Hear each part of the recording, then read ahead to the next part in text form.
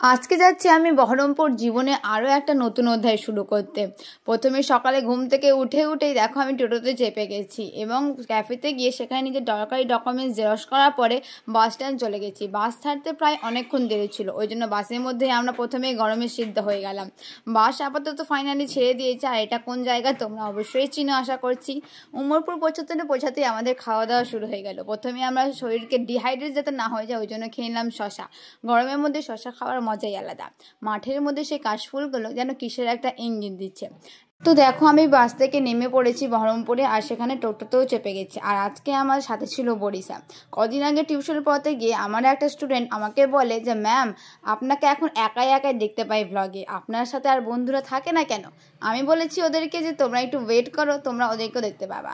সত্যি আমাদের যে গ্রুপটা ছিল সেটা আজকে একটা জেম হয়ে গেছে, একটা হিরার মতন হয়ে গেছে।